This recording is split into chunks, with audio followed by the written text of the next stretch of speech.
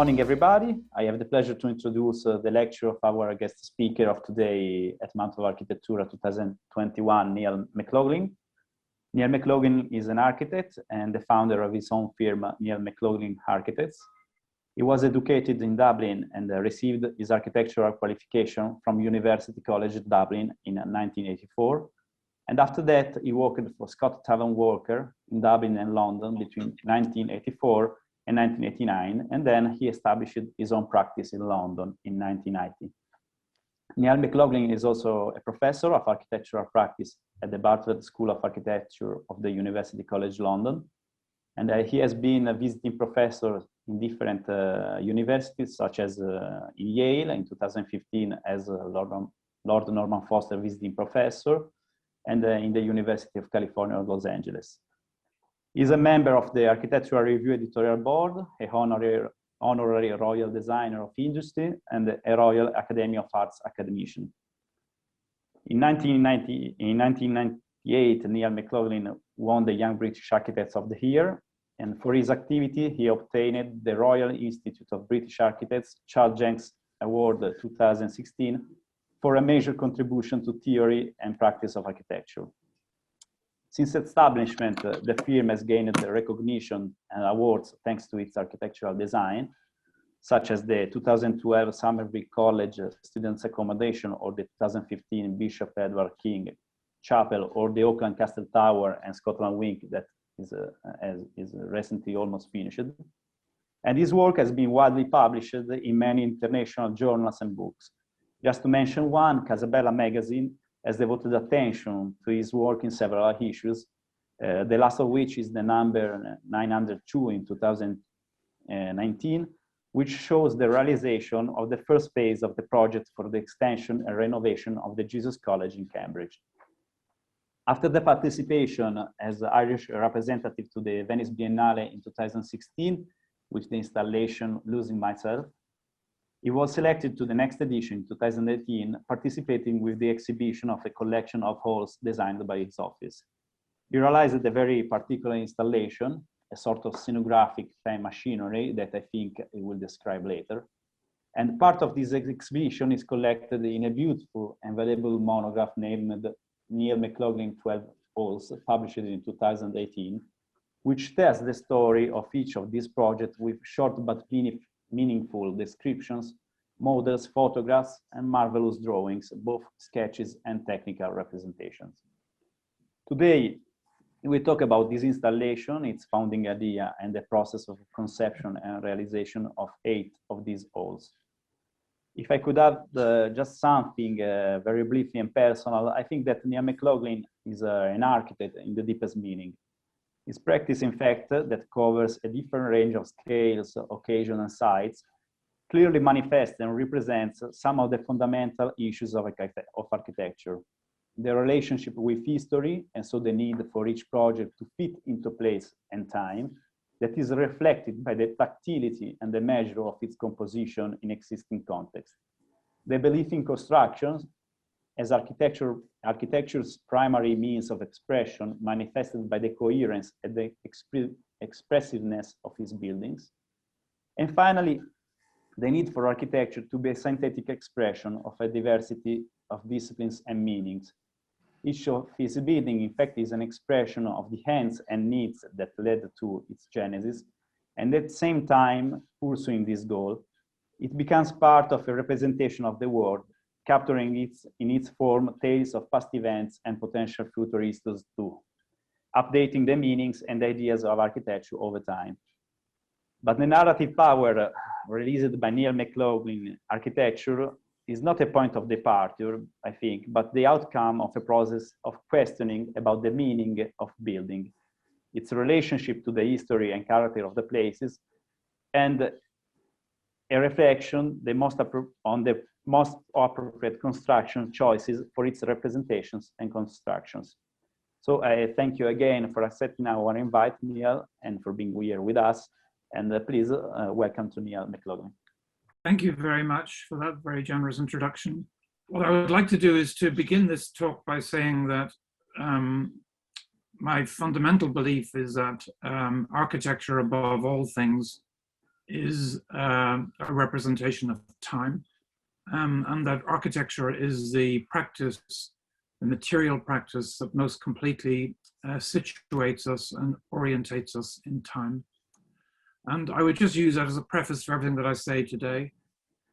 I believe that the life of a practicing architect gives you the opportunity through your work, what you make, to understand that part of the world that you live in. So from the center of the world that you're in now, described in this beautiful map from 500 BC, you can see us over there in the top left-hand side on the edge of the world. The place that I do my work was then known as the Tin Islands with a question mark beside them. I'd love to know what the question mark meant. So the Tin Islands here you can see on the very edge of the world, barely described, and is in a sense the landscape of the work in which I've practiced for the last 30 years. And I'm really interested in old maps. I love this map here, particularly in the light of recent developments in European politics. You can see this collection of islands with Ireland drifting off Hibernia on the left-hand side, and Scotland at right angles to the island of Britain. It seems to be tugging away and wanting to become part of Europe again. And it's this sense of the way in which these islands have been understood over a much longer period of time that I'm interested in. And particularly that sense of trying to understand our environment, not just in the short cycle of history that creates the nation states that we know at the moment, but in a much longer sense of the sort of geological and historical development over much longer time periods. And Norman Davis, the great historian, wrote a history of Europe where he simply turned the map of Europe at right angles and asked us to reconsider it based on this changed perspective. It's a very beautiful drawing. And so for the book 12 Halls, which we wrote, we turned the map of Britain and Ireland at right angles and tried to understand them differently. The projects that I'll be showing you today, I hope you can see my cursor, will be in Limerick in the very west of Ireland, in Dublin, in Oxford and Cambridge and Bishop Auckland in Scotland. So they'll be all over these islands, and it's an understanding of them as a coherent geographical entity that underpins the work that I'm showing you. And I wanted to begin with the installation that we did for the Venice Biennale in 2018. And it asked a question about the nature of architecture. And it was framed as a relationship between the building as a static construction, as an object or a frame that's fixed, and then all of the things that pass through it over time. And so the change of light during the day, the occupation of people and habitation, the slow weathering of materials, the changes of use that buildings undergo, and what I would think of as being the dance, the change of people, of generations, but also what fascinates me is the way that the same structure can change its meaning over years and centuries and millennia and be reinterpreted and re-understood. So it's this relationship between the immutable and unchangeable architectural frame and the dance of seasons and light and people and use and meaning that go through it that's central to my concern for this project. And we took this beautiful piece of poetry by W.B. Yeats, the Irish poet, where he said, "O body swayed to music, O brightening glance, how can we know the dancer from the dance?" Now that seemed to us to sum up this idea very clearly. And for the installation we made for the Venice Biennale, I indulged my fascination with devices that show the movement of the constellations and the planets through the solar system. This is a 17th century orrery from France. And this extraordinarily beautiful piece, which I saw in Gdansk Cathedral, which is a huge calendar that rotates slowly, all completely made from wood. And the man on the left-hand side is pointing out the day and the hour as it rotates around. An enormous and very beautiful piece, which was a great influence on the work. And in addition to that, the observatory, the stone observatory at Jaipur in India, that uses these extraordinary, almost anamorphic forms to track the movement of the sun across the sky. So these pieces we brought together to the table in our office to try to consider how we would make this piece for the Biennale. And we had a central idea that we might take the structural frame of buildings that we had built or were in the middle of building and place them on a rotating table that would be, in a sense, a map of the cosmos, and that by watching the way in which light moved through and across these frames, we would understand the relationship between the fixed frame and those things that pass through it. This is a little sketch I did on the airplane on the way back from my first visit to Venice. It's a section and a plan together. So the circular portion, I hope you can see my cursor. The circular portion is the plan of the table with the models and objects on it. And the L-shaped portion here is an elevation or a section through the table. And the simple idea is that this great tower here, which has got lights on it, is attached to a boom like an old record player. And the boom or stylus is also attached to a rim which goes up and down.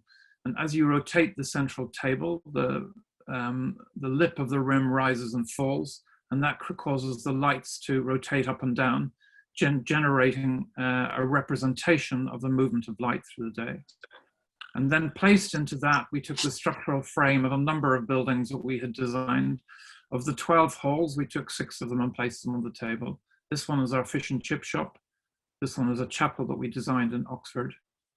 And we had a wonderful time making this. We were very lucky that the carpenter who we asked to make it said, I would be happy to do it because my 2 other hobbies are sailing and astronomy. And I can't imagine 2 better hobbies for a carpenter who's going to make a model of the world. You can see on this, on the rim, the calendar, and in the center, a representation of the cosmos seen from the latitude that represents the Tin Islands, or the British and Irish Islands in contemporary time. And then laid on to those, we placed the frames of the different buildings that we're interested in. And this aerial view here gives you a sense of what the model itself was like. You can see the little cylinders at the edge of the model are what help you to turn it. And the rim, which is made from timber, is a calendar, which I'll show you in a moment. And then the frames sit in the center. And as you stand in the Biennale, you can see the tower here on the left-hand side with the lights on it. You can grasp one of the cylinders and you can push the table around by hand. And you can see that the key thing about that is that the rim, which goes around the edge of the table, very subtly and gradually rises and falls. And it's that that's going to cause the sun to rise and set. And on the edge of it, we took the calendar associated with each of the buildings that we were working with. So we had a fish and chip shop, and you can see all the fish that are in season at different times of the year. We had a chapel, and you can see all of the days of the church calendar and all of the religious feast days. We had a lecture theatre for a university, and you can see the academic calendar. We had a building for the World Rugby Museum, and so you can see all of the European and world rugby clubs and the different calendars of the different festival occasions. And so it's this sense about the changing day, the changing week, and the changing year, which is in a sense the events that are created by men and that are by man that are then set against the wheeling cosmos. And the little bar you see there is the boom that makes the whole thing operate. So you can see that that boom is connected to the tower, and it's a completely manual device. It's got no digital component in it. Just by rising and falling, using a gearing mechanism, the boom causes the lights to rise and fall. And I'll show you a little film now in a moment. This is Ben pushing the thing around. You can see that you just stand at the edge and push it around. And the next image is a little film that shows it in operation. So we're in nighttime now, and I'll take you through to just before midday. The sun will rise now in just a second as we come to the east.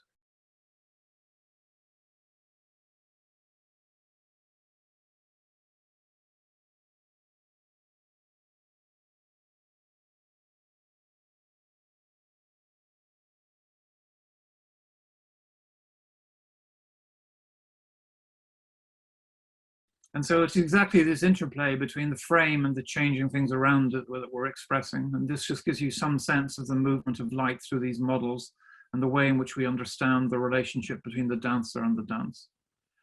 So now what I want to do for the rest of the lecture is to revisit some of these structures, some of which had not been built at the time and some of which had, and just to talk about them as individual projects with that turntable, that idea of the world as its backdrop. And the first one I want to speak about is the fish and chip shop, which we built on a pier off the south coast of England. If we look at the longest view of history, particularly with recent politics in mind, it's interesting to see that the English Channel used to be a valley with a river flowing through it. And both the Thames and the Rhine and the River Seine were all tributaries of the same system. And so we can see the map of England here and the map of Europe. And what happened probably only about 7,000 or 8,000 years ago is that a tsunami came down the North Sea and separated England and these islands from the rest of Europe. And it's just at that point of separation here where you can see in my cursor that our site is. This narrowest part of the what's called the English, now called the English Channel, which separates Britain from the rest of Europe. It is an absolutely fascinating history because over time, every sailing ship leaving London had to wait for a wind to take it across the Atlantic. So you had huge queues in a place called the Downs, which was just off the coast here, rather like we saw recently in the Suez Canal, often hundreds or thousands of ships waiting for the right wind. And so a town was built up to service these ships that were waiting offshore. It was an extraordinarily stormy place, and there's a very volatile environment there where the sea is very shallow, having been recently inundated. And the history of storms and great wrecks is an important part of the history of this site. But just beneath it is the remnants of the land that used to be there. And this land has a very strange property in that it appears and disappears over time because it's made of sand. So one of the local hobbies is when the sandbanks reappear on the Goodwin banks, they go out and play a cricket match on it. And here at the end of the game, the players are wading away as the tide is coming back in again. But this might appear and then might disappear for years and then reappear again. So this world where the land is dissolving into the sea seemed to me to be an extraordinary place. Recently, in the sand off the coast, a whole German Dornier bomber just appeared on the surface of the sea. No one even knew it was there. It stayed there for a week and disappeared again. So this sense of a kind of mercurial or changeable environment was central to our project. And the lightship, which used to be there in the sands, was wrecked in the 1970s in a very famous incident. And it was interesting that the people who lived in the town on this coast were both lifeboat men and smugglers. They were their two occupations. So they would smuggle tobacco and alcohol in off the ships, but they would rescue people in the storm. So that changeable, liminal sense of being on both sides of the world seemed to be true of the people as well. In the 19th century, it became more genteel, and they started building the pier for pleasure boats to arrive and for people to fish off it. And it's become a national center for sea fishing now, with people going out even in the middle of January and winter time to fish off the end of the pier.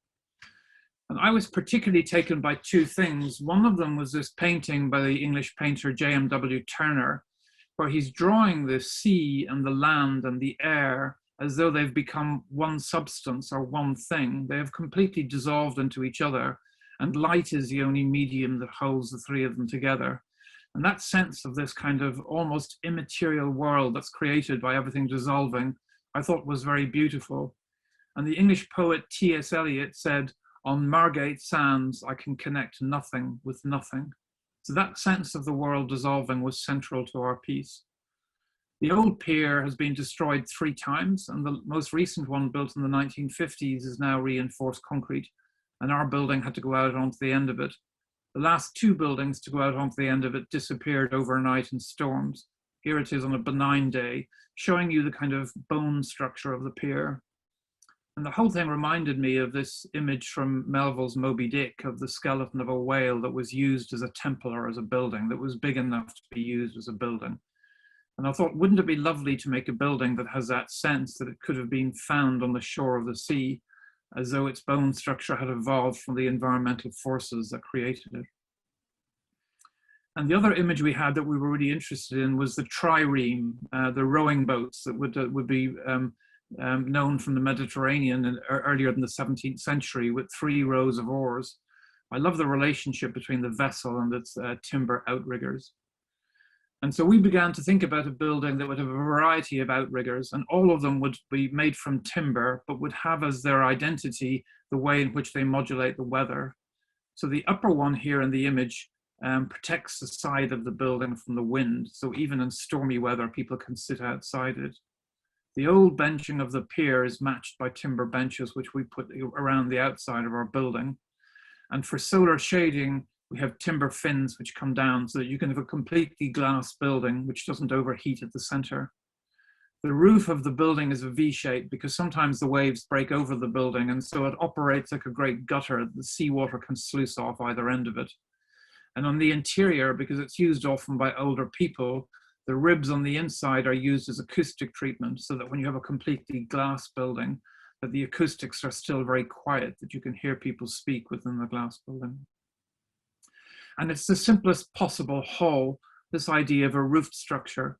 So with an open loggia at one end, the cafe in the middle, the place to cook the fish and chips, and then open public toilets that can be used by everybody, even people who are not using the restaurant.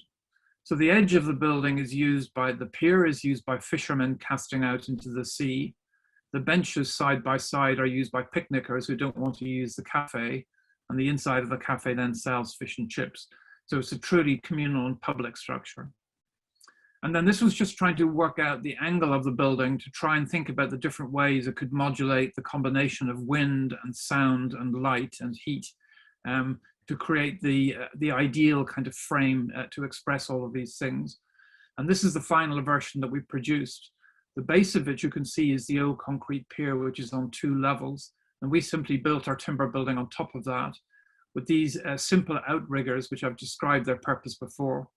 And we have this very simple section, which I'll show you again. It's this thing that's true of our practice, that you develop a section for one thing, but then you change it over years and generations as it begins to realize new opportunities for you. The structure as it comes in the structure as it comes in from the outside is like a scissors shape. And it creates a world below the structure, which is the world of the room that you're in, with windows which look clearly out and which are simple and fixed. And above that, you have the opening lights and ventilation, but it creates this interesting zone that I became fascinated by, which is above the structure, but below the ceiling. And of course, it's a very strong structure because of the triangulation. The bits that go out the top are to break the wind as it comes over the top, and the bits that go out the bottom are to protect the glass from the sun. And you can see it's the simplest possible elevation. The good wind is the sounds which are out beyond the building. And you can see the long elevation as simple as possible sitting here on the pier. And this is the building then just after it was finished, before it was completely weathered. It was our opinion that in due course, the building would turn the same color as the concrete of the pier. But you can see it here when there's still warmth in the wood. And the thing we found actually is that hardwood is the best possible material to put near the sea, because the thing that usually destroys hardwood is bacteria, which is killed by the salt in the saline environment. And you can see this very simple thing here where the people who are sitting in the cafe have a clear view out to both horizons, and then everything above them is modulating the environment. You can see that the fins have been tilted so that they shade the glass from the orientation of the sun, given the different orientations of the sides of the building. And here is my own family coming back a few years ago to see it 10 years after it was built, sitting inside, that sense of the horizon just beyond you. Mum's having a glass of wine and the kids are having ice cream. You can see that sense of how that's achieved by these quite chunky, almost kind of barricade-like use of quite stout pieces of timber, which are built to resist the strongest storms.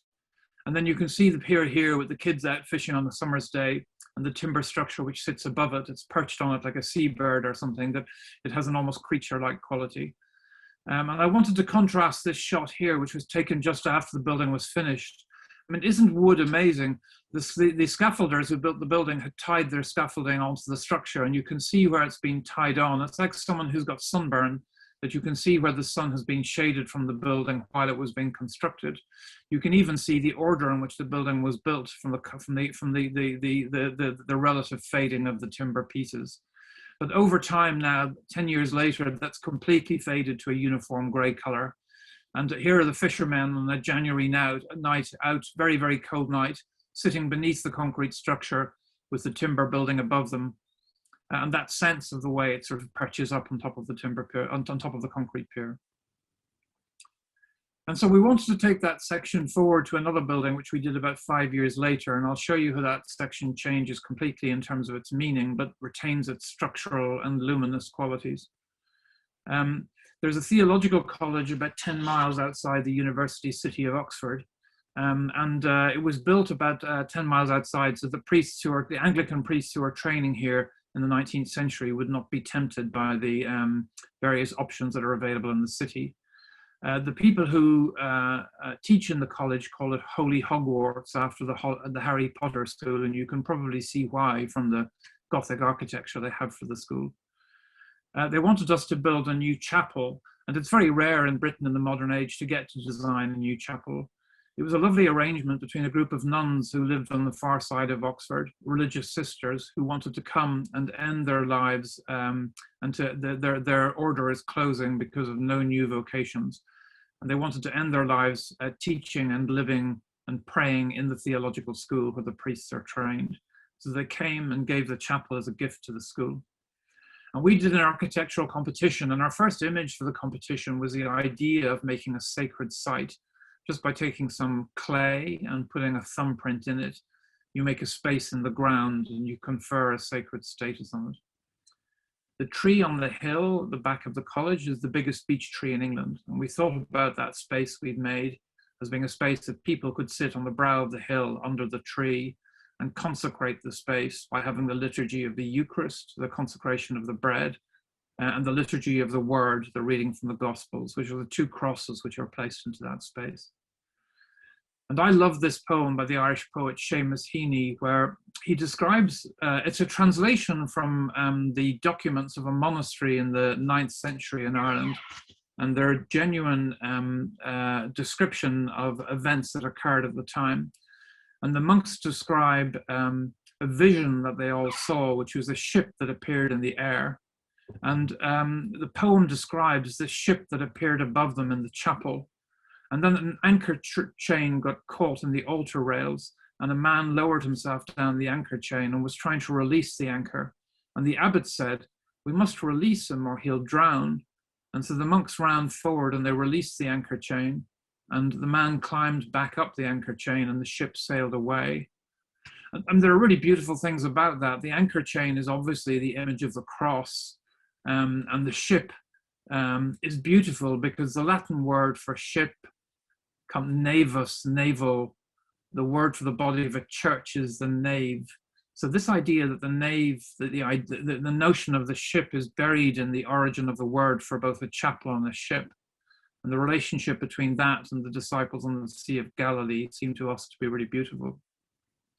So we created a compound image and said, could you design a building so that it feels that you're at once on the deck of the ship, in it, among the masts, and also sitting below the ship, looking at it as if from beneath, and to try and create this kind of dual image as a kind of hallucination in the architecture. And we had a second compound image, which was the idea that the architecture itself might form a clearing in the trees that surround the building, that the structure is almost like making a clearing in woodland, and that you might make a space in the center of this. And that the exterior of the building might be made from stone, and it might have clear story windows at the top, and that the only light that comes into the chapel comes through the trees, the foliage of the trees. So it has that shifting, dappled quality that lighthouse when it comes through trees. And so this very rough sketch was trying to capture that sense of the shifting light that you get filtered through the trees and filtered through the structure. And then for the competition, a more prosaic version of that drawing, showing the sense of the light coming into the space through the clear story windows and modulated by the structure. And we said this was an image we put into the competition, taking once again the other image of the word nave, which is the still center of a turning wheel, and saying that for priests who are learning their vocation and then going out into the world to teach and preach for the rest of their lives, the image of the chapel as being the still center of a turning wheel seemed to be a very beautiful image. And we said, wouldn't it be lovely if the feeling of walking into the building could be like that of a kite flyer, that your feet are really clinging on to the ground while you're being lifted up into the air.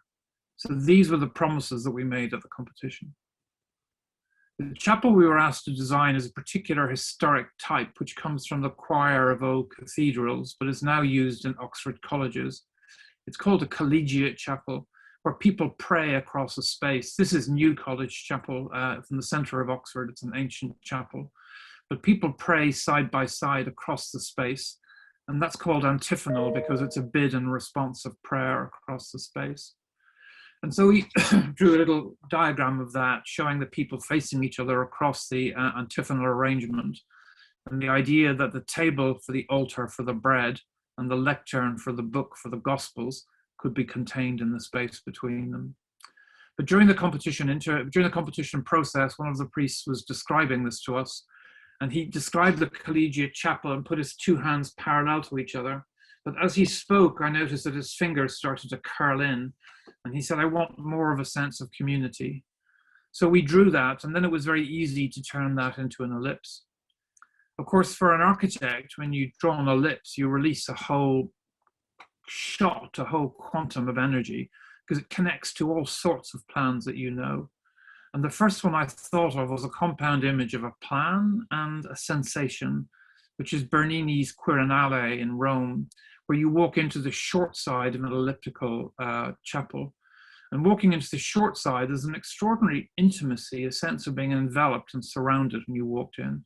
And I kept this image. I found it really, the relationship between the plan and that sense of being enveloped were very strong in me. And we began to look at other plans, particularly the work of Rudolf Schwarz, who was quite interested in the ellipse. And he's an amazing 20th century architect who I could spend the rest of the lecture talking about.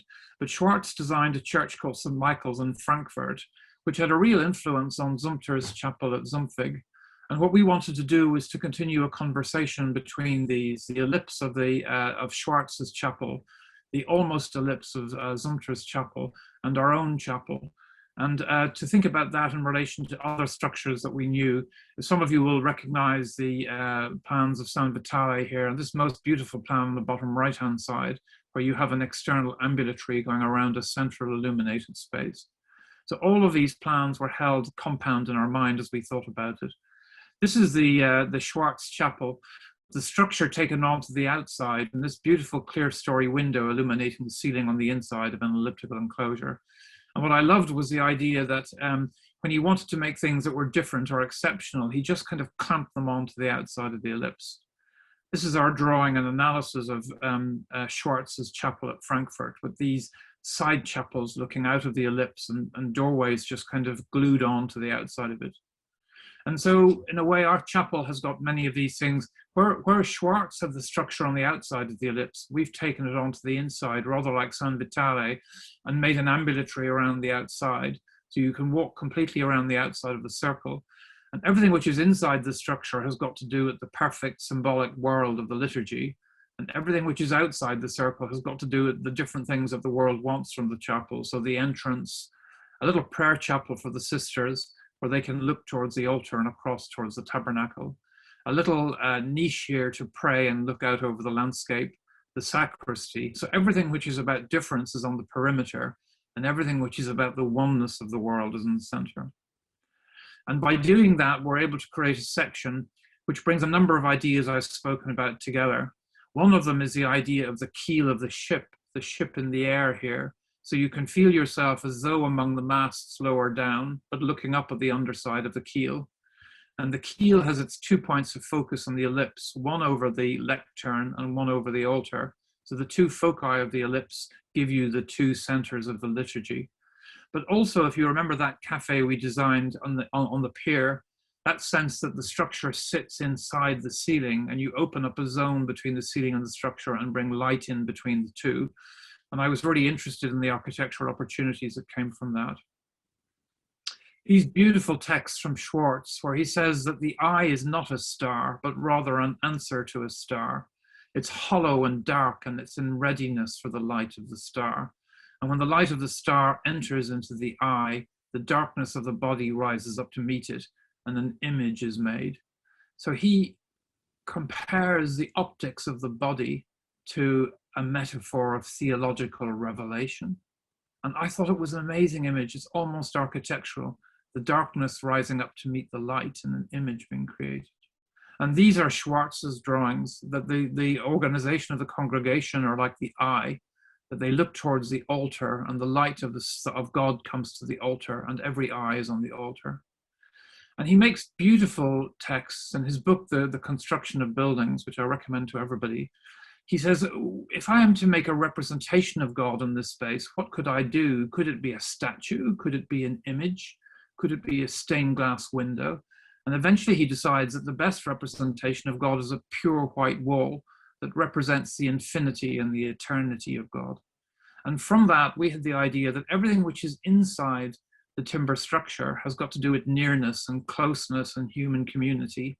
And then the outside, on the outside of the ambulatory, is pure white, representing the absoluteness and the endlessness of God. And this image maybe brings these things together, that the inner world is for community and nearness, and the outer world is for distance and endlessness. We made this model, which is a compound of a digital model. Mariah's wearing headphones, and we play a digital model of the chapel, of the acoustics of the chapel into the headphones. And so you can speak and sing and make music and hear how it would sound in the real building. And then the model is worn like a hat on your head, so you can look into it and hear it at the same time. And of course, we had great fun with the clients, taking them out to the site then, and allowing them to anticipate and to understand what the building would be like among the trees looking out across the valley. And so this idea of the structure as being the thing which is about nearness, Schwarz is a beautiful image. He says the eye is for the stars, the eye is for the sun and for light, but the hand is for the nearby. And he said only the hand knows the backs of things. I think that's the most beautiful haptic image, isn't it? Only the hand knows the backs of things. It tells us that architecture is not image, but it's a deeper sense of feeling and nearness. And so the structure comes to stand for that. These are our structural engineers' drawings bringing the structure together. And the sense for a moment while it was being built, before the roof went on, that it was like being on a ship sailing across the landscape, that you could stand on top of it and feel that you were on a ship sailing across the landscape. And then bringing all of these things together, the nearness of the structure, the endlessness of the external wall, and bringing these ideas into some tectonic sense, we thought we would make the external wall from stone, elliptical, and the internal structure from wood. And following Semper's 4 principles of architecture, that the hearth, the tabernacle, would be made of metal, and that the base of it would be made of concrete as a kind of earthwork. And here they are brought together then, the view into the chapel with the liturgy of the word and the liturgy of the Eucharist side by side under the 2 points of focus of the roof. And then you can see under one of those points of focus the way in which the light is coming through between the clear story and the structure and illuminating the space between them, and creating that sense of openness to light at the top of the building. And just going back to that sketch that we promised, the idea of the ship in the air, that you can see the keel of that ship. I was really fascinated. I was interested in carinated roofs at the time, and I went to see St. Stefano in Venice, which was built by the boat builders of the Arsenale. This constant relationship between ships and the roofs of churches. And so this is giving you a sense of being both in the ship and beneath the ship at the same time. And then these are just some of the incidental spaces around the edge. One of the sisters is praying here with a little window out to the landscape. This is the place where all the sisters pray together. And it was beautiful that they're elderly women, and I wanted to have a space that just held and contained their voices. They're very delicate and almost weak and delicate voices, but looking out into the main space of the chapel and illuminated with its own special light. And the space for the tabernacle, the tabernacle is brass, but it's held completely beneath north light, which is bluish. So the gold of the brass really shines out against the blue of the north light. And the outside of the chapel was made following Semper's idea of a woven screen. Semper says that weaving always separates the inner world from the outer world. So we wanted to make a stonework woven screen where we cut and broke the bricks in what we call a dogtooth bond. So we invented this as a kind of textile bond made of stone. And you can see here the biggest beech tree in England and the chapel which sits beneath it with the entrance into it. This is the little projection, which is for the window. And you can see that idea of the things that are clamped onto the outside that we got from Schwarz's chapel in Frankfurt. This is the sisters' prayer room. This is the little reading space you saw a minute ago. And this is the place for the tabernacle. And the relationship between the clear story windows and the kind of textile pattern of the stonework. And that gives you that space that I spoke about between the enclosure of the building and the structure that you can then fill with light. And I like this image. It's the last one I'll show you of the chapel because it was taken the day after it opened, and Mariah, my project architect, lay on the floor and took this picture. It's taken at 5 o'clock in the morning, and you can see the sunrise on the left-hand side chasing away the night on the right-hand side. And what is the chapel? or what is any hall but a world orientating device, something that orientates us to our community and then on to the cosmos. And just a little addendum to this is that we made a little drawing for my school at UCD. We were asked to come and give a lecture, and John Toomey, my old professor, asked me to make something for the lecture. So we realized that the masons of the old cathedrals used to draw in plaster of Paris on the floor of the construction sites. We thought this was beautiful, so we asked a builder to come and take a room in the school and to pour lime plaster onto the floor. And for a week, 6 of us made a drawing of the chapel on the floor. And I just want to, in an age of computers, I just want to remind you all of the pleasure and the aching pain in your wrist you get from drawing for a long time, and the sense of understanding a project slowly through the act of drawing it. So you can see the plaster on the floor and the wax of the pencils, and the sense of going back to the old tools that we used to use to draw. The compasses, and just the ache you get from working for 6 or 12 hours a day, putting pencil lines down onto a smooth surface. Who remembers flexi cars? We don't use those anymore, do we? And the sense that as a group of draftsmen, we turned into a community over that week, the way we got to know each other, the way we developed together as a cohort, just by the act of drawing together. And the sense at the end that everybody who came into the lecture had to take their shoes and socks off and walk across the drawing to walk into the lecture to hear the talk about the chapel. And then this compound drawing here, which shows you the room with its windows and doorways, and the lime plaster that's been poured onto, there's somebody standing at the doorway here, you can see, and the lime plaster that's been poured onto the floor. And you can see the plan of the chapel as it's laid out. The next project I want to talk about is Magdalen College in Cambridge. It's a library we've just finished, and I'm pleased with it. So I haven't got good photographs of it. I just took them with my iPhone, but please be patient with me. It's a beautiful 17th century arrangement of brick buildings with courtyards and quadrangles. Our site is the one on the top left, which overlooks the Fellows Garden, and you enter in through First Court to the Peeps Library, which is an extraordinary building, which I'll show you in a moment, and then through a little gateway to our site for our new building. This is the plan then, with First Court here, Second Court with the Peeps Library, the little gateway, huge yew tree, and then this lawn, which is the Fellows Garden. And this is a sense of what these buildings are like. It was originally a Benedictine monastery from the 14th century, and then changed to a lodging house, and eventually after the Reformation to a teaching college. The Peeps Library is an extraordinary thing, particularly in the context of England. It's one of the first and most profoundly Mannerist buildings in England. If you look at this stone facade and the way the gables overlap on it, it's something that comes straight from Italy without much mediation. And it's a really fascinating, exotic thing to have in the middle of these rather plain English buildings.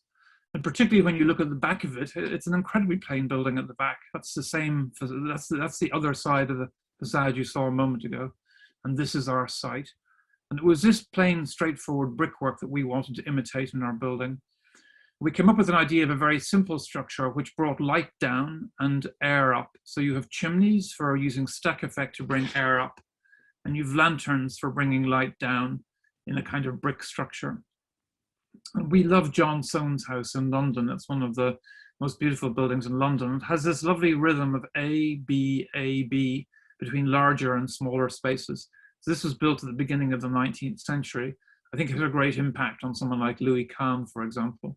But it gives you this kind of rhythm of larger and smaller spaces, and you can circulate through the smaller spaces and look into the larger spaces.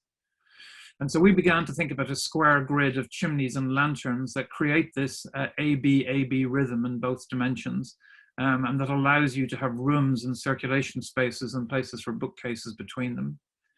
And I had a very simple idea I've had for a long time. Wouldn't it be lovely to have a triple height space that is overlooked by a double height space, that is overlooked by a single height space, which in turn overlooks the river?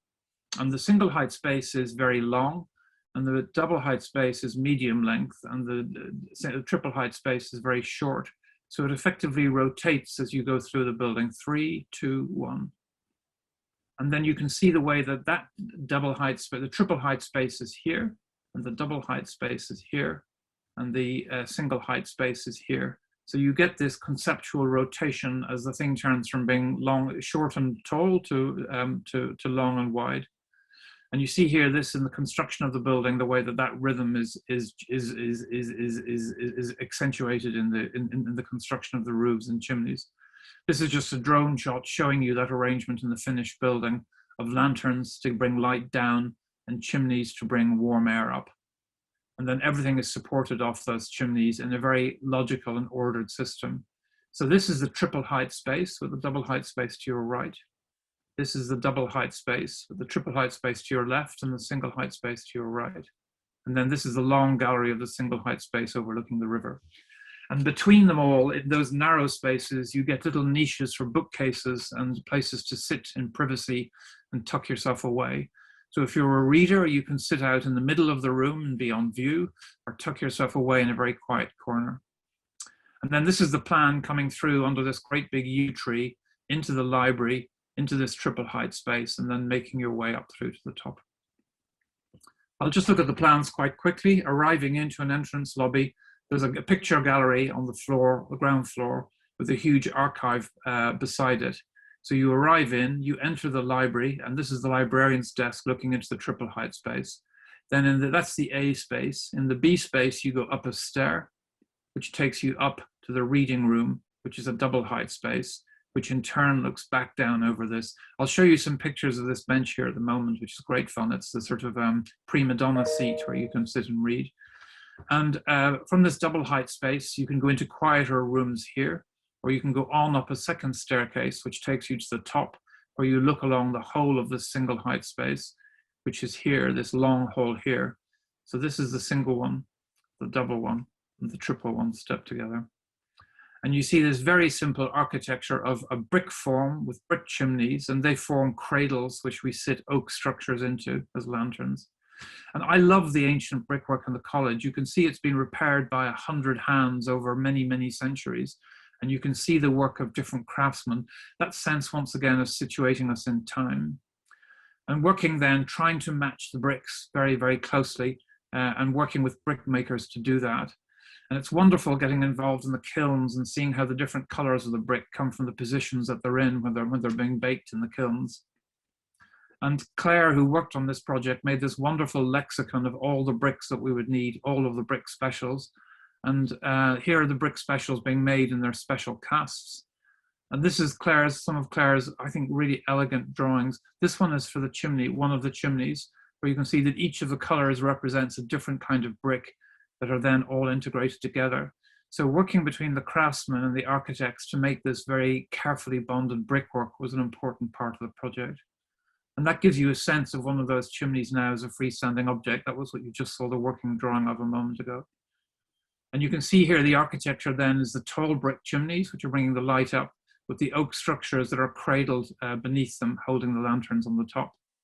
These are just iPhone photographs that I took last Saturday, I'm afraid, so please bear with them, but it was a sunny day. You get a sense of the chimneys, the lanterns, and the way in which the brick cradles these more lightweight structures. And then this gives you a sense of, it's a construction site, but you can see the sense of the inner world of the lanterns and that creates the interior. And the relationship between the timber with the deep fins of the reveals and the supporting brickwork. So taking you into the library, it's still a construction site, as you can see, but this is our triple height space, looking up to the lantern at the top. This is the prima donna seat for anybody who wants to be on show when they're reading. Then it takes you up to the double height space. That's the triple height space to your left behind you. And then this is another view of the double height space, the long reading hall. And then up to the top where you get these single desks which look back down over the college. And then when you turn around, you can look back down and right over the journey that you came through. This is the prima donna seat looking down over the triple height space, but there are quieter seats tucked away in the corners. And then this is an important photograph for me because in these in-between zones between the major spaces is where you keep the books and you build in desks. So you can sit like a bird perched in a cliff top on your own little ledge and look out into a bigger world and feel protected and sheltered or exposed or in the open or really tucked away. And you get a variety of experiences between it. But the thing that gives me pleasure about this building as an architect is that it has a kind of, for me, a kind of tectonic probity, that the brick chimneys hold these precast concrete brackets which hold these glulam beams. And the whole thing is extremely logical and consistent. So I'll show you a quick image of the place in the middle of that chimney where all these things come together, which we call the hashtag, where you can see the whole tectonic system being expressed in microcosm in one detail. And then wandering around the library into the interstitial spaces outside the main spaces, you get these moments of connection that might be like the John Soane house, the sense of lanterns with light coming down into deeper spaces. And the idea of the deep wall, the light is warmed up as it comes into the library through the depth of the wall. This isn't a perfect picture. You can see that the light isn't exactly centered, but it was just me taking it with my phone last week. The next project I want to talk about is the Nasrin Shah Centre in Oxford, which is a lecture theatre for an Oxford college, and it's overlooking a beautiful piece of parkland. And thinking about the relationship between modern buildings and historic context, I think this is kind of an example of the way that we like to work. We like to look at the buildings on the site and see how the people who built them at a particular time were involved in a changing set of ideas, where there were emerging notions of what architecture might be that we can read backwards into them when we look at them with the perspective of history. And so we can see what they're doing as being part of a changing continuum, and therefore it invites us to see our own work as being part of the same changing continuum, that it's a further stitch in an ongoing conversation about a development of a piece of the world. And the main centre of the Oxford College is here. And it's very important because it has a forecourt, which we might call a cour d'honneur here. And it has a three-sided court at the back, which looks out over a beautiful garden and towards the hills outside Oxford on the horizon. And typologically, this is extremely interesting in the development of the history of colleges in Oxford. I'll try and explain why, particularly this three-sided court that opens out towards the landscape. You can see it here in this drawing. Now, one of the issues we had is that there was a space on the perimeter or the periphery of the site that they wanted to put a new building. And we wanted to try and make a new center or a new locus here, which would be at least as much as we could commensurate with the main center of the college here. Some of these buildings are by the great English architects. For example, Nicholas Hawksmoor built this library, a very beautiful building. And one of the things that fascinated me is that as the Oxford colleges are being built, they move from a monastic typology to a change which comes from the Enlightenment. And Queen's College, which is on the High Street, shows you the classic monastic quadrangle, which is completely closed in on all four sides and bounded by the hall and the chapel. It could be a medieval monastery. But in the 17th century, they built the first extension to Queen's College, which is actually a three-sided court. And this must come from the Invalides in Paris, the idea that light and air become important, and there's a new idea in the world which is about opening up these quadrangles to light and air. And this formally faces out towards the High Street, and so it creates an open relationship with the college and the High Street, which is a complete change to the idea of cloistering or monastic seclusion. And so it's this idea of the three-sided court opening out to the High Street that moves to Cambridge and then out to Harvard and to the Americas, and becomes very important to the college type.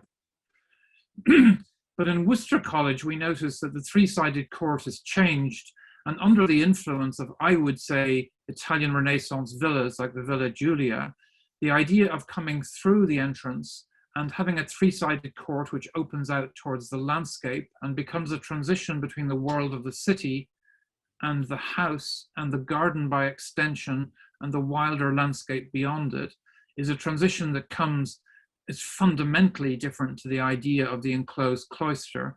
So we're seeing that the Queen's College, which is just up the road, which opens out to the three-sided court, is then taken on in Worcester College, which is R1, to a principal court, which is three-sided with its back to the city. So you come from the city into this formal court, through into a loggia, and then you're presented with a quadrangle, a romantic garden, and the distant landscape.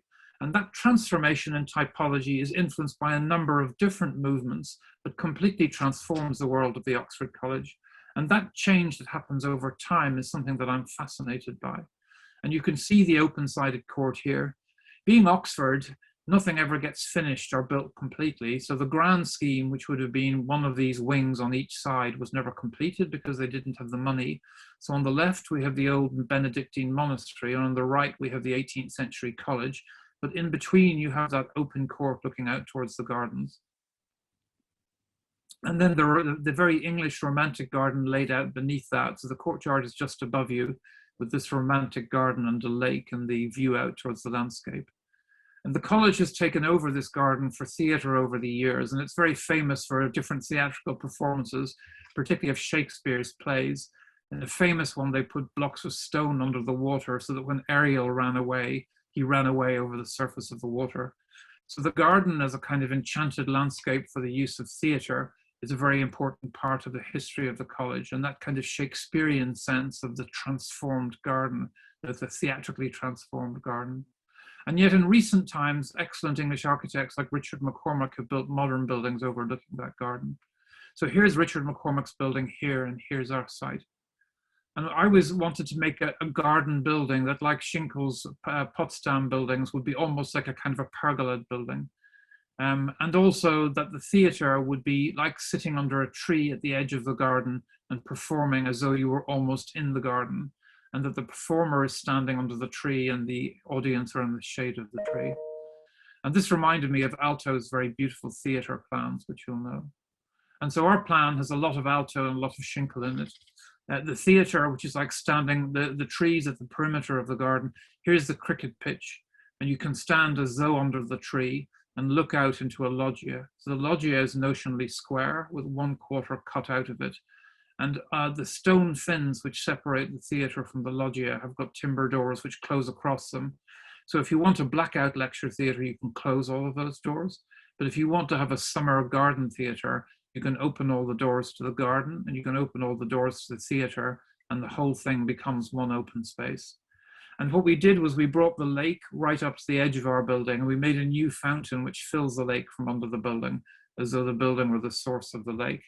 And we took together the work from the 1980s of the architect from a previous generation. We took his building and made a new square so you could understand and contextualize his building and relate it across to ours. So this new 3-sided square looking onto 2 ponds with a bridge across onto the cricket pitch takes up a cue from the older typologies. And you can see this model here of the theatre and the building as though it were a pergola itself extending out into the gardens. And it's raised over the floodplain here, so it's 1 meter high up over the floodplain, so you can sit on the steps and watch the cricket match. And these freehand sketches I did looking to the left into the theatre and looking to the right out over the cricket pitch with these big wooden doors which close over. And the plan you can see there in detail with toilets and changing rooms, cafe, theatre space and loggia, seminar rooms on each side, and then the gardens. And it's that idea of this in-between space between the world of the garden and the world of the theatre that we're drawing here. The small quiet rooms overlooking the cricket pitches. And then the frame of the building as it's going up during construction, that sense, it's almost like the branches of a tree reaching out from the edge out towards the open space of the garden. Of course, the building itself is stone, and you can see the loggia here with the theatre in the background and the lake coming up to it. This is the open space from which you can watch the cricket matches, and the pergola space which extends into the interior. Seminar rooms on each side of that loggia. And then going into the interior, you can see the pergola here, which is outdoors, bringing you into an indoor pergola inside, and then looking through into the lecture theatre with these 4 meter high doors which close over. And so that sense of it being open to the garden. There's a nice kind of dramatic moment when the audience file into a lecture and it's completely open to the garden. And when the lecture starts, the lecturer can press a button on the lectern and all the timber doors kind of close at once by just letting go a magnetic catch. So this photograph here probably gives you that sense of the internal, external pergola sense and looking into the lecture theatre. And then the lecture theatre itself is a stepped auditorium looking down towards the stage. And this gives you a sense, you can see that paper fan we made earlier on, like the branches of the tree extending out towards the edge of the garden, and this very simple timber benching. And from the lecturer's point of view, that sense of openness, I think, is particularly clear here. Of course, if you want to have a blacked out lecture theatre, you can close the shutters on the stone fins, and the whole thing becomes an enclosed kernel. We had great fun designing the benches, because sometimes you have to sit on a bench for 2 hours during a lecture. So we spent almost 2 years designing these benches with a furniture designer to make them perfectly comfortable. for people to sit in for a long period of time. They're beautiful pieces of craftsmanship. You can see the double carving of the timber, which is extremely difficult to make because it's carved both in plan and in section. And this gives you a sense of this connection between the pergolad lobby and the lecture theatre within. And this is the little square that we made with the origin of the lake and our neighbour's building from the 1980s in the background. And then that's where the start of the lake is. That's the dance studio. And all of the doors on the dance studio can open so that it forms a stage. And so you have the spring that fills the lake with the dancers on the edge of it dancing. This is a tiny little project which we designed in Dublin for the Carmelite order. It was in a very important room, which was first used by Carmelite priests in the 18th century. Those of you who know British and Irish history will know that during the wars of religion, the British occupied Ireland and would not allow Catholicism to be practiced in the 18th, 17th and 18th century. So it was illegal to be a practicing Catholic, and you could be executed for being a priest. And so the first priests came back to Ireland from Paris and from Rome at the end of the 18th century, and they created their first chapel in an upstairs room here, praying privately and secretly on pain of death in the center of the city, this kind of secret world of prayer. After Catholic emancipation in the early 19th century, it became one of the first Catholic churches in Ireland. So one of the first Catholic churches in a Catholic country, a strange thing. And before that, people used to pray in the fields and the woods for 200 years. So it's a strong part of Irish history. And these monks wanted to create a new chapel in the room at the back of the old church. I have to say the room was pretty ugly and very poor light coming in from a yard behind a supermarket here in a small alleyway. And so we had an idea of making a room within the room and making it from wood. And we found a lovely text from the 11th century describing a chapel that had been made of wood. And the description was opus scotus pulchris satum, an Irish work made of wood. And he said that the boards are bound together like the community. So the relationship between the boards of the wooden chapel being knitted together and the individual souls that make the worshipping community being knitted together was a beautiful relationship between the frame of the building and the people who occupy it. And so we thought, wouldn't it be lovely to make this chapel from wood where every single board is expressed as an individual thing and that they're then knitted together.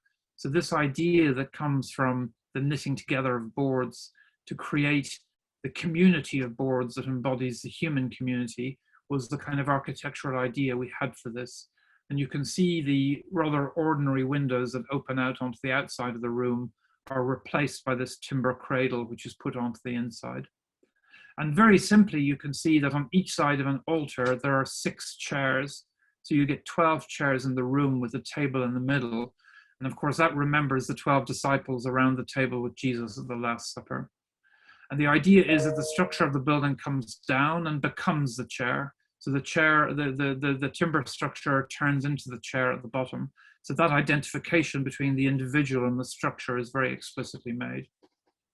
And then this is just a photograph of the finished space where you can see the boards coming down. Each individual board is expressed, and then the way they're battened and knitted together is also expressed, and the space for each individual to sit in. And we found that by putting the priests into these seats, it dignifies their scale and makes them seem also nearer to each other when they pray across the room.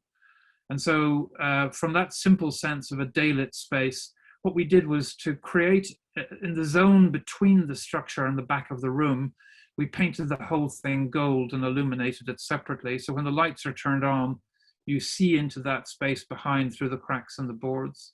And that gives you some sense of what that's like with the priests sitting in it. You can see the tabernacle there on the left-hand side. And then the tabernacle opens up once again to show the bread and wine inside. And you can see the little bit of golden light coming from like Morse code coming from behind the slats. So the joint is turned into the way in which the room is illuminated. And then we make a new window that looks onto the light that comes from the rather ugly windows behind it. And the structure itself becomes a cat's cradle up above. You can see that the beams come out and support the lamps. And so this gives you the sense of the whole room here with the 6 benches and the altar in the middle, and then the priests themselves praying. Of course, Ireland is very like Italy. Ireland in the last 20 years has been the most rapidly secularizing country in the whole world. So it's moved from being a profoundly religious country in the 1960s to being a liberal secular country in the 2020s. And this transformation in the country has been absolutely huge. And Father Nicholas, who's standing in the center here, wrote a rather beautiful essay about this chapel when it was finished, comparing the priests who came to pray, first of all, in the 18th century, in the upstairs room in private, to this group of older men who are aging now and moving on, who are praying together and holding their community and their bonds of community together in this simple upstairs space. So here's a different kind of project. It's called the World Rugby Experience, and it's in Limerick, which is in the west of Ireland. I don't know if there are any rugby fans among the audience here, but Munster is one of the big European clubs. It's as big in rugby as either of the Milan football clubs are in football. It's a major European power in rugby. They have, this is a famous match where Munster beat the All Blacks. So a provincial side beat the best national side in the world. It was a historic match. In Munster, they take themselves very seriously. I'm not sure what the equivalent Italian province would be, but the logo you see in the background, Irish by birth, Munster by the grace of God, explains just how important Munster people feel they are. They take themselves very seriously and they take their team very seriously. This is the European Cup final when the whole city is taken over by the rugby. The crowds are on the streets watching it on big screens. This is the main street in Limerick being taken over for the rugby match. And when we interviewed for the commission, we said it's interesting that rugby is primarily a structural sport. It's about bringing groups of people together and making them bond into bigger units and creating structurally more powerful entities that can impose force on each other. So line-out scrums and pods are all versions of that, and that the building might express this idea of structural bonding as a kind of core thing. And so the structural bond, which is part of the sport, is also talking about the idea of community that comes through rugby. I have to say rugby is very different from football. It's a much more community-based sport, and professionalism hasn't ruined it yet. Money and professionalism haven't ruined it yet. When visiting teams come to Limerick, the home fans walk to the station and walk to the airport, and then they all walk back into the town together to watch the match. There's a very strong sense of communal connection. The plan of the building in the ancient Georgian city is very simple. There's a tower over the central bit. You come in off the main street and you make your way through a labyrinth of exhibition spaces and education spaces to the top of the tower where there's a room. So you arrive in through a visitor experience which takes you into the depth of the building, through a hall which takes you back out to the front to overlook the space you've been in, up through a series of exhibition spaces. And when you get to the top, there's a hall which will have exhibits, but it's also used for major events and get-togethers associated with World Rugby. And this is an axonometric of the building with a tower with its staircase attached to the back, the lower building which connects to the Georgian terraces around it. And then from the tower, you can look out and see the landscape of the city, and you can also see the rugby ground. And we like the idea of feasting, which comes from the notion of a hall. The hall was used for warriors feasting after and telling stories about their great exploits. This is from the Bayeux tapestry. The idea of feasting as being a communally bonding occasion. And so we wanted to think of this great hall at the top of the building being capable of being laid out for get-togethers and parties and feasts. This is the Lions, Great Lions captain. The Lions are the teams that tour the world every 4 years. The Great Lions captains coming together for an event about 10 years ago. So these are the kind of occasions where the grizzled veterans come together and tell stories about their heroic exploits in the past, and the days of their youth when they were playing for their team. And so this is the idea of the building here, with the great hall at the top of the tower, and the journey up through the tower to get to the top of the hall. So at the entrance level, you come in to this very solid brick building with precast concrete arches overhead. There's a brass map of the world which shows every rugby team that's playing at the moment on that map.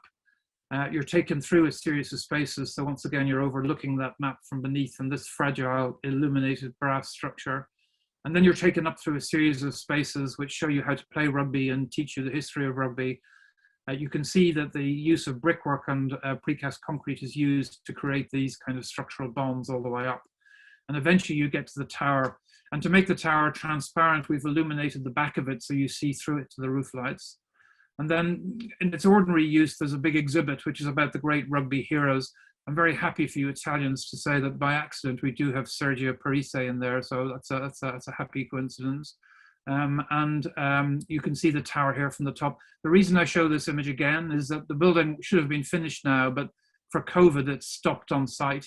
So the only bit I can show you is the construction of this little bit here on the right-hand side, which is the lower bit, which is on site at the moment. And you can see that that's currently being constructed. So the last project I want to talk about today is the Auckland Tower in County Durham. It's a rather extraordinary building. The great Counter-Reformation artist painted these 12 tribes of Israel, and the paintings were eventually bought at auction by the bishop who owned this castle, and he kept them in his dining room.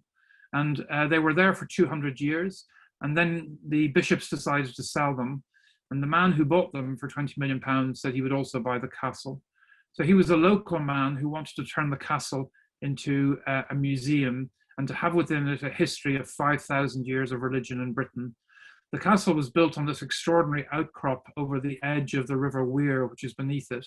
And it's an amazing raised bit of land like a fortress. And you can see that the old stones of the castle look out over this landscape. It's about 1,000 years old. And it's been used by these extraordinary military bishops who were used to both preach to the people of the north, but also to subdue them and to rally them to become citizens of the new Norman kingdoms. So it's got both a martial and religious history.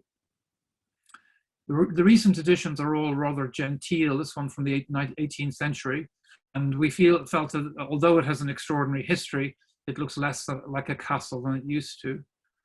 Within the walls, you can see these portraits of 1,000 years of bishops who used the castle. And you can see its lovely relationship here to parkland on one side and to the town square on the other side. So we began our project by making a representation, or making a survey of all of the representations of the castle that had been painted over 1,000 years. And we can see here in the Middle Ages, it's depicted as a great and indomitable fortress to protect England against the marauding Scots. And then as the 18th century comes, the same building is redepicted as a piece of genteel and polite parkland. And in the 19th century, it's full of people who are picnicking, so it's been democratized in some way. And for the first time in the 20th century, you see the castle from the town. And so the idea of it becoming part of the ordinary life of the town, rather than an isolated fortress, happens through the depictions of the building. And we found this beautiful drawing by an archaeologist that looked at the whole history of every building that had been in the castle site, the ones that had disappeared and the ones that are still here. And so the idea of building as a performance in time seems to me to be really clear from this set of drawings. We use these drawings to create a master plan for different architects to build different things in the castle. So we're building the Museum of Religious Faith here as an extension to the old castle. And we're building a visitor building here with a viewing tower to look down over the castle in this position. Here is the town square. There's a Japanese practice called Sana building a cafe here, and there are garden designers and so on. The first building I want to show you is the Welcome building, which is a tower and a hall for selling tickets. And it's intended to be both like a town hall for the square and also as an entrance hall for the castle. And we felt it was important to understand the landscape, that you could get up in the tower and actually look down and see around the whole of the landscape, including a Roman fort from the 2nd century. And at the same time, the hall is something that can be used for exhibitions and for events in the town. And we found this drawing from the Middle Ages that shows that there had once been a timber tower on this site. And we thought that to rebuild the timber tower to help you to understand the castle would be great fun.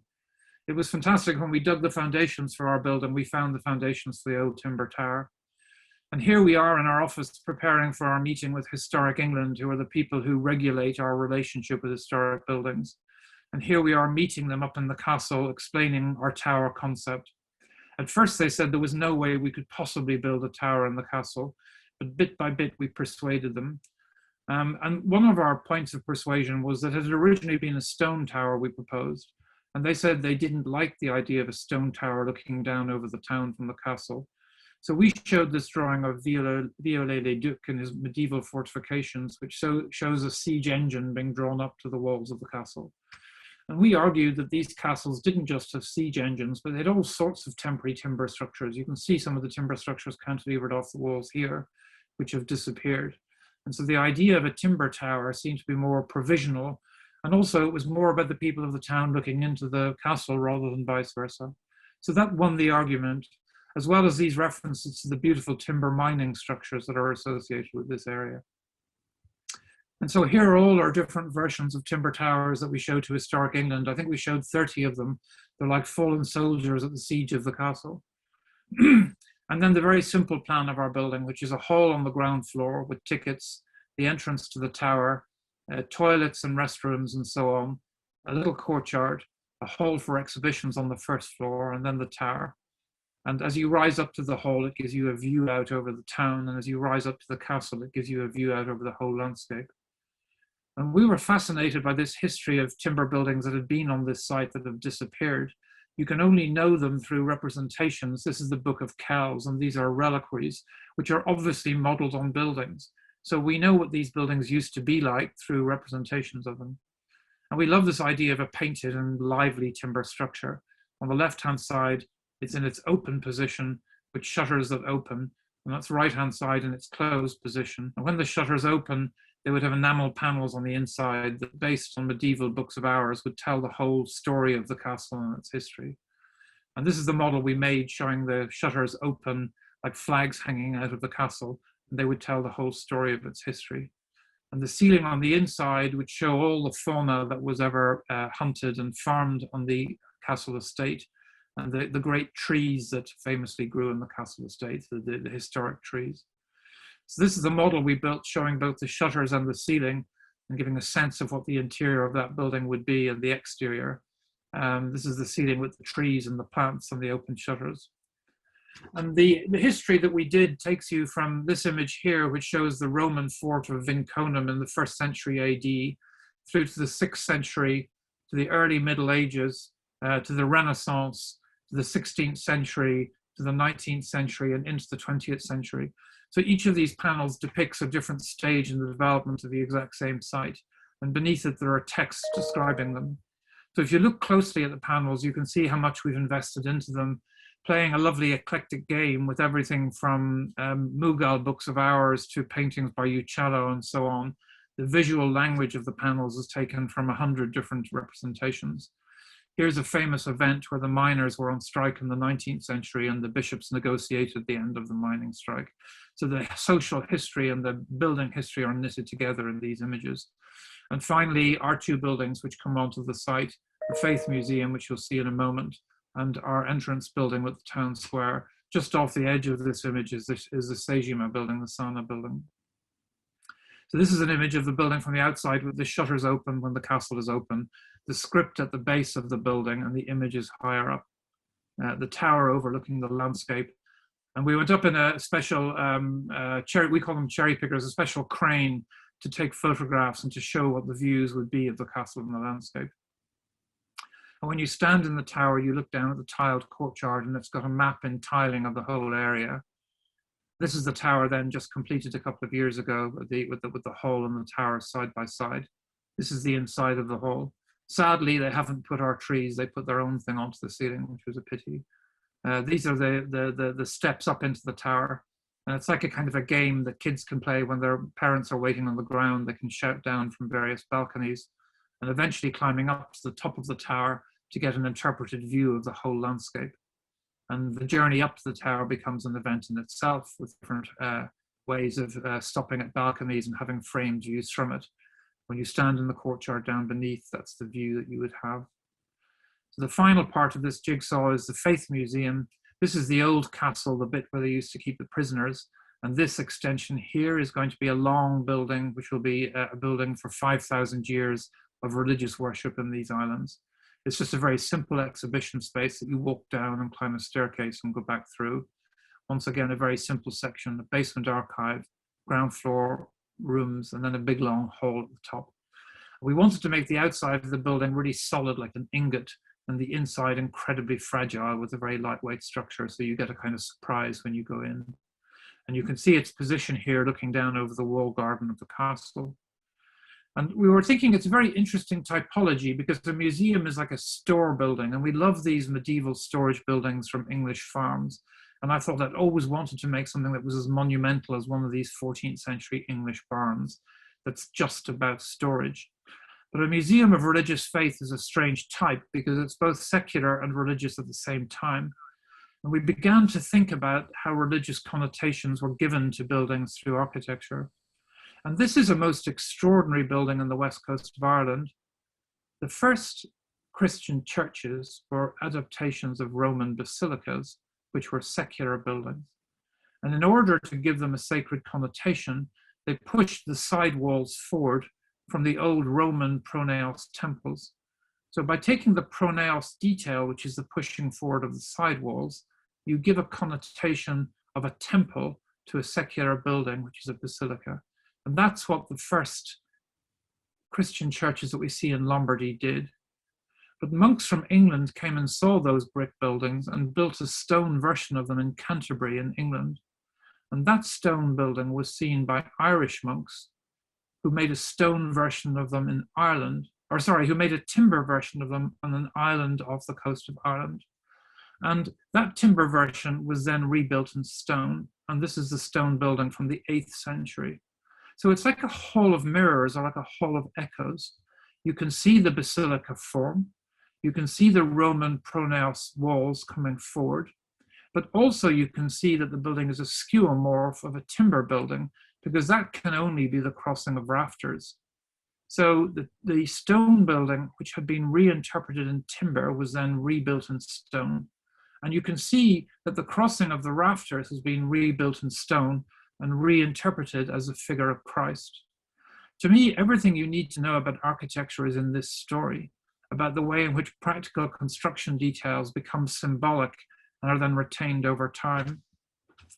And what's most beautiful about this is if you compare it to the Ise shrines on an island off the eastern edge of the Eurasian continent in Japan, you see the exact same thing where timber construction, where the crossing of the rafters, which is a practical detail, gets kept after it's not needed anymore because it has come to represent the Shinto god Amaterasu. And to me, the connection between these buildings, the relationship between skeuomorphs and practical details symbolically interpreted, seemed a profound thing about the history of architecture. So we made this building with a very solid stone roof, and we proposed that the stone details would be skeuomorphs of timber details, which would embody the idea of divinity on the rafters.